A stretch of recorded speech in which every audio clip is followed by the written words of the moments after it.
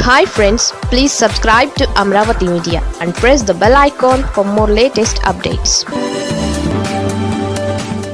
అమరావతికి కేంద్రం షాక్.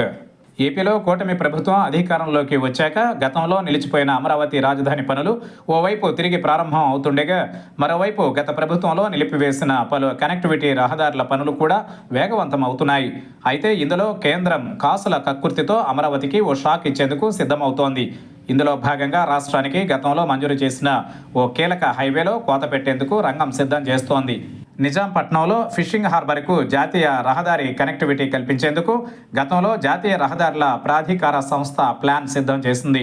అయితే నిజాంపట్నం నుంచి గుంటూరులోని బుడంపాడు వద్ద ఉన్న కోల్కతా చెన్నై జాతీయ రహదారి వరకు మొత్తం 53 కిలోమీటర్ల మేర జాతీయ రహదారిని నిర్మించాల్సి ఉంది. దీనికి గతంలో అంగీకరించిన జాతీయ రహదారుల ప్రాధికార సంస్థ ఇప్పుడు రూటు మారుస్తోంది. ఈ రహదారి మధ్యలో వస్తున్న మరో జాతీయ రహదారి కత్తిపూడి ఒంగోలు రూటుకు కలిపేందుకు సిద్ధం చేస్తోంది. ఇలా చేయడం వల్ల నిజాంపట్నం హార్బర్ నుంచి కేవలం 18 కిలోమీటర్ల దూరంలో చందోలు వద్ద ఉన్న ఒంగోలు కత్తిపూడి హైవే లింక్ అవుతుంది. అలాగే జాతీయ రహదారుల ప్రాధికార సంస్థకు భారీగా ఖర్చు మిగులుతుంది.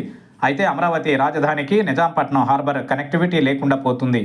అయితే ఈ రెండు ప్లాన్లను రెడీ చేయించిన ఎన్హెచ్ఏఐ త్వరలో దీనిపై కీలక నిర్ణయం తీసుకోబోతోంది. ఇందులో అమరావతి రాజధానికి కనెక్టివిటీ ఉండే రూట్ను ఎంచుకుంటే భారీగా భూసేకరణ, ఇతర ఖర్చులు తప్పవు. దీంతో చందోలు ఆప్షన్నే ఎంచుకోబోతున్నట్లు తెలుస్తోంది. దీనిపై రాష్ట్ర ప్రభుత్వం మళ్లీ కేంద్రం వద్ద లాబియింగ్ చేయాల్సిన పరిస్థితి నెలకొంది.